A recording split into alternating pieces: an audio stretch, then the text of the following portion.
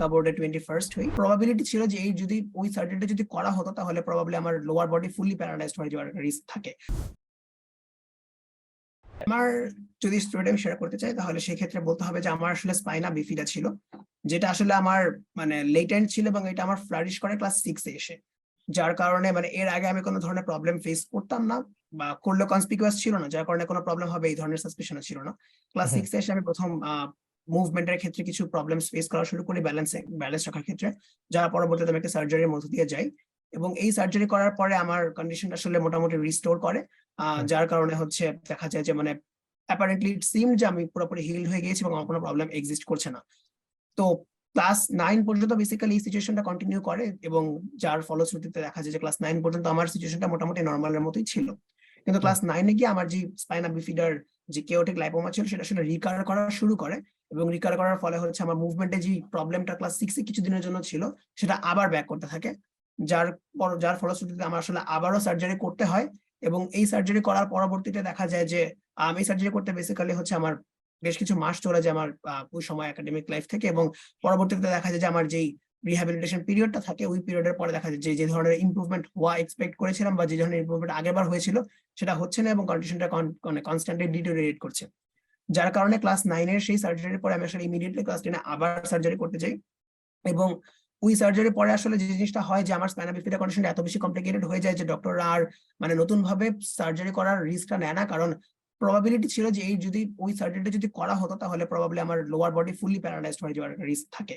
যার কারণে ডক্টররা যেটা করতে চায়নি এবং তারা জাস্ট যে কন্ডিশনে আমি অলরেডি এসেছে এবং সেটা স্টেবিলাইজ করার জন্যই ওই সময় তারা যে স্টেপটা দরকার হয় সেই স্টেপটা নেয়। বাট প্রবলেম যেটা হয় যে পরবর্তীতে দেখা যায় যে আমার মুভমেন্টের জন্য ক্লাস 10 এর সময় থেকে মুভমেন্টের জন্য আমার ডিপেন্ডেন্সি ক্রিয়েট হয় এবং মুভমেন্টের ক্ষেত্রে দেখা যায় যে আমার অ্যাসিস্ট্যান্স লাগা প্রয়োজন হয়। তো ওই টাইমটাও আমার জন্য বেশ ক্রিটিক্যাল ছিল, কারণ ওই সময় দেখা যেত যে আশেপাশের মানুষের নেগেটিভিটি বা নিজের 3টা মেজর স্পাইনাল কর্ড সার্জারির পরে যে ফিজিক্যাল স্ট্রেনটা যায় এর উপর শরীরের উপর দিয়ে, এরপরে আসলে একাডেমিক্সে ফোকাস করা বা হচ্ছে এক্সট্রা কারিকুলার কন্টিনিউ করাটা খুবই বেশি ডিফিকাল্ট হয়ে যায় এবং পাশাপাশি কনস্ট্যান্ট ডিমোটিভেশন তো থাকেই সোসাইটি থেকে।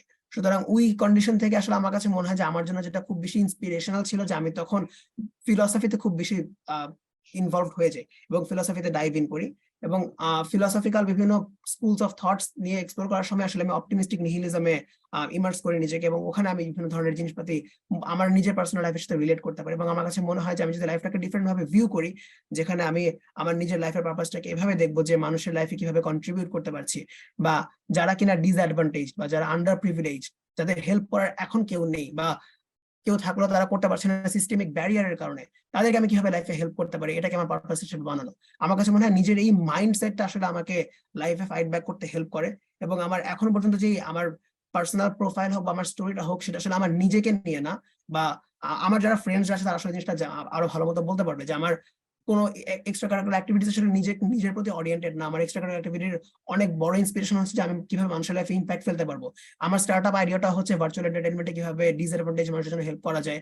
আমার রিসার্চের আইডিয়াটা হচ্ছে যে কিভাবে রোহিঙ্গা রেফিউজিদের মেন্টাল হেলথকে প্রমোট করা যায়। সুতরাং আসলে আমার ইসিএটা আসলে আমি কখনো ইউএস কলেজে অ্যাপ্লাই করার জন্য বিল্ড করি নাই, আমার ইসিএ লিস্টটা হচ্ছে এই মানুষজনকে হেল্প করা। সুতরাং আমার কাছে মনে হয় যে ওই পয়েন্টের টাইমে যে মানুষজনকে হেল্প করার একটা নতুন মাইন্ডসেট আমার কাছে আসে, সেটা আসলে আমার জন্য অনেক বড় একটা সোর্স অফ ইন্সপিরেশন ছিল এবং এটা এখনো আছে। ফর ভিউয়ার যেটা বলতে হবে যে তোমার যে প্রোফাইল জাস্ট একাডেমিক অ্যাচিভমেন্টস, তোমার extra curricular is one of the most impressive profiles I've ever seen. হ্যাঁ, 21তম বোর্ডে তার সাথে এতগুলো এক্সট্রা কারিকুলার অ্যাক্টিভিটিস, মানে ভালো অলরাউন্ডার যেটা বলে সব দিকে ভালো, এবং দ্যাট ডিসপাইট এরকম স্ট্রাগল, মানে তোমার যে ফিজিক্যাল ডিসএবিলিটি ছিল এটা যাতা কথা না, এটা মানুষকে পুরো কলাপস করে দেয়। অনেকে একাডেমিক্সে কখনো রিকভার করতে পারে না এটার কারণে, কখনো এক্সট্রা করতে পারে না। তোমার এটা থাকা সত্ত্বে যে তুমি যে one of the most impressive profiles বানাইতে পারছো ভাই, it's very inspiring. I hope this inspires a lot of like thousands of people, যে স্ট্রাগল সত্ত্বেও যে তুমি এরকম একটা প্রোফাইল দাঁড় করাতে পারো, এরকম ভাবে মানুষের লাইফে ইম্প্যাক্ট ফেলানোর জন্য কাজ করে যেতে পারো। Very inspiring. 10-15 জন হয়তো বা নেগেটিভ কমেন্ট করবে যে আর এই জন্যই চান্স পাইছে, ওদের কথা বেল দিও না। সত্যি কথা, এটা আমি জাস্ট অনেস্টলি বলছি। এরকম অনেকে থাকে যারা নিজেদের লাইফ কিছুই করতে পারে না, অন্যদেরকে নিচে নামিয়ে তারা স্যাটিসফ্যাকশন পায়। আমি হচ্ছে বাংলা মিডিয়াম থেকে ছিলাম আসলে ন্যাশনাল কারিকুলামে। আমি Dhanmondi government boys high school থেকে এসএসসি দিই, বিএফ শাহিন কলেজ ঢাকা থেকে এইচএসসি দিই, এবং আমার দুটো টেস্টেই হচ্ছে গোল্ডেন জিপিএ 5 ছিল। আর রিসেন্টলি যে এইচএসসি টা হয় সেখানে বিএফ শাহিন কলেজ থেকে আমি ঢাকা বোর্ডে 21st হই। আমার কেমিস্ট্রিতে স্কোর ছিল 200 আউট অফ 200, ফিজিক্সে ছিল 196 আউট অফ 200, বায়োলজিতে ছিল 197 আউট অফ 200, এবং হায়ার ম্যাথে ছিল 189 আউট অফ 200। আমার ডিসেম্বর স্যারটা দেওয়ার ইচ্ছা ছিল, বাট আমি যে স্যারটা দিয়েছিলাম সেখানে হচ্ছে আমার 1470 এসেছিল। ম্যাথসে 780 আসলো, আমার ইংলিশে কিছু মেন্টাল ব্রেকডাউনস এর কারণে আসলে স্কোরটা খুবই বাজে আসে, এবং 690 আসে ইংলিশে। ওভারঅল ছিল 1470। এছাড়া আমি আইএলটিএস দিয়েছিলাম এবং আমার আইএলটিএস এর স্কোর আসে 7.5। এবং ওইটা এনাফ ছিল হার্ভার্ডের জন্য? হার্ভার্ডের রিকোয়ারমেন্টটা কত হ্যাঁ, ছিল? ওটা এনাফ ছিল। আচ্ছা, এক্সট্রা কারিকুলার অ্যাক্টিভিটিস যদি আমি যাই তাহলে আমি ফার্স্টে মেনশন করব আমার স্টার্টআপ প্রজেক্টটা স্পেকর্প। আমি সেখানে ফাউন্ডার এবং সিইও। স্পেকর্প নিয়ে আমার হচ্ছে একটা বিজনেস মডেল আমি প্রিপেয়ার করেছি, এবং আমি এটার কিছু গ্লিমসেস হার্ভার্ডের সাথে শেয়ার করেছিলাম আমার অ্যাপ্লিকেশনে, এবং আমার ইন্টারভিউতে হচ্ছে এটা নিয়ে বেশ কথাবার্তা হয় আমার ইন্টারভিউয়ের সাথে, যে আমি এটা নিয়ে কি করেছি বা কি করতে চাই ইন ফিউচার, আমার প্ল্যানস কি অ্যান্ড অল সেসব নিয়ে জিজ্ঞেস করে। এছাড়া হচ্ছে আমি আমার স্টার্টআপটা যদিও এখনো রুট লেভেলে রান করা শুরু করি নাই, কিন্তু আমার যে মডেলটা ছিল সেটা নিয়ে আমি দেশি কিছু আইওটি বেসড এন্টারপ্রেনারদের সাথে এটা নিয়ে ডিসকাশন করি, এবং তাদের ফিডব্যাকটাও এটার উপর নেই, যেটাও কিনা আমার অ্যাপ্লিকেশনে মেনশন ছিল। এছাড়া হচ্ছে আমার যে টিমটা আমি ফর্ম করেছি আমার স্টার্টআপের জন্য, সেই টিম কেমিস্ট্রিটা আমি টেস্ট রান করার জন্য 2টা বিজনেস কম্পিটিশন করি বাংলাদেশে, এবং দুটোতেই হচ্ছে আমরা চ্যাম্পিয়ন হই, যার পরবর্তীতে আমাদের দ্য বিজনেস স্ট্যান্ডার্ড তাদের এন্টারপ্রেনার সেকশনে ফিচার করে তাদের পত্রিকাতে। এটা ছিল আমার স্টার্টআপ নিয়ে প্ল্যান, এবং আমার পরবর্তীতে সেই প্ল্যানটা হার্ভার্ডের তারা আমাকে একটা ডিফারেন্ট স্টার্টআপ গ্র্যান্টও দেয় তাদের ফাইন্যান্সিয়াল এড প্যাকেজের সাথে। আমার সেকেন্ড যদি ইসি নিয়ে বলি, সেটা হচ্ছে আমার রিসার্চ প্রজেক্ট, যেটা কিনা ইন্টারন্যাশনাল রেস্কিউ কমিটি এবং নর্থ সাউথ ইউনিভার্সিটির school of life sciences and public হেলথের একটা কম্বাইন্ড প্রজেক্ট ছিল রোহিঙ্গা রিফিউজি ক্যাম্পে। সো সেই রিসার্চ প্রজেক্টে আমি জয়েন হই, এবং সেখানে হচ্ছে আমার ভলান্টিয়ারিং এর সাথে আমি জয়েন হতে পারি। এবং প্রজেক্টটা ছিল যে রোহিঙ্গা রিফিউজি ক্যাম্পে যেসব ফিমেল এবং মেল মানুষজন রয়েছে তাদের অ্যাডাল্টদের মধ্যে সাইকোলজিক্যাল ডিস্ট্রেস লেভেলটা কতটুকু, এবং এটার পিছনে কোন কোন ফ্যাক্টর কাজ করছে। সুতরাং আমরা যে একটা সাইকোলজিক্যাল টেস্ট স্কোরের জন্য কেসলার টেস্ট স্কোর, সেটার উপর বেসিস করে আমরা তাদের বিভিন্ন ধরনের ইনফরমেশন নেই, যেমন তাদের স্লিপ সাইকেল কিরকম, তাদের অন্যান্য ধরনের অ্যাক্টিভিটি, যেমন তাদের ফুড ইনটেক, তাদের ফিজিক্যাল অ্যাক্টিভিটি কিরকম, তারা স্মোক করে কিনা, তারা অ্যালকোহল নেয় কিনা, তাদের এক্সিস্টিং নন কমিউনিকেবল ডিজিজ আছে কিনা। এইসব ইনফরমেশনের উপর বেসিস করে আমরা তাদের যে কেস, তারপর তাদের কেস লাইটিং স্কোর নেওয়া হয়, এবং এটার উপর আমরা বেসিস করে ডিটারমাইন করি যে তাদের কোন কোন ফ্যাক্টরের জন্য বেসিক্যালি তাদের সাইকোলজিক্যাল ডিস্ট্রেসটা বেশি হচ্ছে, এবং এটাকে এক্সিস্টিং যে সায়েন্টিফিক লিটারেচার এক্সিস্ট করে পাবলিক হেলথ নিয়ে এবং মেন্টাল হেলথ নিয়ে, সেটাকে কনফার্ম করে কিনা। সেটা নিয়ে আমাদের রিসার্চ প্রজেক্টটা ছিল, এবং আমরা পরে দেখতে পাই যে এক্সিস্টিং যেসব লিটারেচার থাকে, যেমন কম ঘুমানো, বা হচ্ছে বেশি স্মোক করা, বা বিভিন্ন নন কমিউনিকেবল ডিজিজ, যেমন আমরা ডায়াবেটিস চেক করি, আমরা হাইপারটেনশন চেক করি, এবং আমরা রেসপিরেটরি ডিজিজ চেক করি। এইসব ফ্যাক্টর গুলো দেখা যায় যে সেই রোহিঙ্গা রেফিউজি ক্যাম্পে বেশ ভালো একটা এফেক্ট ফেলছে সাইকোলজিক্যাল হেলথ খারাপ করার জন্য। এবং আমরা দেখতে পাই যে মেয়েদের মধ্যে সাইকোলজিক্যাল হেলথের কন্ডিশন কম্পারেটিভলি খারাপ ওখানকার মেল পার্টিসিপেন্টদের চেয়ে। এটা ছিল আমাদের সেই রিসার্চ প্রজেক্টটা, যেটা কিনা একটা 8 মাস ব্যাপী একটা রিসার্চ প্রজেক্ট। এটার একটা অ্যাবস্ট্রাক্ট আমি হার্ভার্ড ইউনিভার্সিটিতে দিয়েছিলাম। কাদের সুপারভিশনে করেছিল রিসার্চ প্রজেক্টটা?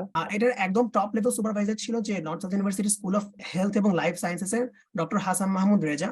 উনি আমাকে আমার অ্যাপ্লিকেশন একটা রেকমেন্ডেশন লেটারও লিখেন আমাকে নিয়ে, আমার এই রিসার্চ প্রজেক্টের আমার পারফরম্যান্স উপর বেসিস করে উনি আমার কমন অ্যাপের এলওআর লেখেন। ওনার সাথে এছাড়া পরিচয় কিভাবে হলো বা কমিউনিকেশন কিভাবে হলো? এটা হচ্ছে আমার যে ভলান্টিয়ারিং এর থ্রুতে আমি আইআরসি একজন ভাইকে চিনতাম। উনি হচ্ছে বেসিক্যালি আমার এই ধরনের ইন্টারেস্ট, এবং আমি যে একটা রিসার্চ করতে চাই, বা এমনিতেও হচ্ছে আমার পার্সোনালি মেন্টাল হেলথ নিয়ে এর পরের সিটেই বলতাম যে আমার মেন্টাল হেলথ নিয়ে হচ্ছে ভলান্টিয়ারিং এর এক্সপিরিয়েন্স আছে এবং আমার ইন্টারেস্ট লাই করে। এটার জন্য উনি আসলে আমাকে সেই এনএসইউ প্রফেসরের সাথে কানেক্ট করিয়ে দেন, এবং আমার সাথে কথা বলার পরে তারা ডিসাইড করেন যে তারা তাদের টিমে একজন ইয়াং মেম্বার রাখতে চান, এবং তারা আমাকে চুজ করছেন। ইনক্লুশন এক্স এর ভলান্টিয়ারিং এক্সপিরিয়েন্সটা আমি 2019 সালে আসলে জয়েন করি, এবং আমি তাদের মেন্টাল এবং মেনস্ট্রুয়াল হেলথের বিভিন্ন প্রজেক্টে অ্যাডভোকেসি করি, এবং তাদের বিভিন্ন প্রজেক্টে কন্ট্রিবিউট করে থাকি গত 3.5 বছর ধরে। এছাড়া যে আমার যে ইসিএটা, সেটা হচ্ছে যে আমি ফাইন্যান্সিয়াল এক্সপ্রেসে গত এপ্রিল বা মে মাস থেকে, খুব সম্ভবত এক্সাক্ট ডেটটা আমার মনে নেই, আমি ফাইন্যান্সিয়াল এক্সপ্রেসে রেগুলার ফিচার লিখি, এবং স্পোর্টস, পপ কালচার, ইউথ এবং ফেমিনিজম বা এই ধরনের সোশ্যাল ইস্যু নিয়ে আমি বিভিন্ন অপিনিয়ন পিসও লিখেছি এবং বিভিন্ন ফিচারও লিখেছি ফাইন্যান্সিয়াল এক্সপ্রেসের জন্য। এবং এই জায়গায় আমি মেনশন করতে আমিও কুইন্স কমনওয়েলথ এসে কম্পিটিশনে সিলভার অ্যাওয়ার্ড জিতি গত বছর। এরপরে যেটা বলতাম সেটা হচ্ছে আমি হ্যালো ইনস্টিটিউট অফ ইনফরমেশন টেকনোলজিতে ওভারঅল ইভেন্ট কোঅর্ডিনেটর এবং টেক লিড ছিলাম। সেখানে হচ্ছে দেশের রুট লেভেলের বিভিন্ন স্টুডেন্টদেরকে নিয়ে একটা nation wide English olympiad arrange করি। বেসিক্যালি একটা কুইজ কম্পিটিশন এবং আইকিউ অলিম্পিয়াড টাইপের ছিল, এবং সেখানে হচ্ছে ইংলিশ অলিম্পিয়াডের মতো জিনিস অ্যারেঞ্জ করা হয়। সেখানে পুরো ব্যাক এন্ডের দায়িত্বে ছিলাম আমি, এবং বিভিন্ন কুইজ কোয়েশ্চেন রেডি করা, রিসিভ করা এবং হ্যান্ডলিং, এই পুরো ব্যাপারটা সহ পুরো ইভেন্টের কোঅর্ডিনেটরের রেসপন্সিবিলিটি পালন করেছি। এছাড়া হচ্ছে আমি কুইজার্ডস এ কন্টেন্ট ক্রিয়েটর হিসেবে আছি সেই 2019 সাল থেকে, এবং একজন ইন্ডিপেন্ডেন্ট কুইজ কন্টেন্ট ক্রিয়েটর হিসেবে দেশের যে বঙ্গবন্ধু কুইজটা হয় সেখানে আমি কুইজ কন্টেন্ট ক্রিয়েশন টিমে একজন মেম্বার হিসেবে ছিলাম। এছাড়া হচ্ছে আমি ইন্টারন্যাশনাল আইকিউ অলিম্পিয়াডে ফাইনালিস্ট পর্যন্ত ছিলাম এবং ন্যাশনাল আইকিউ অলিম্পিয়াডে 3rd প্লেস হোল্ড করি।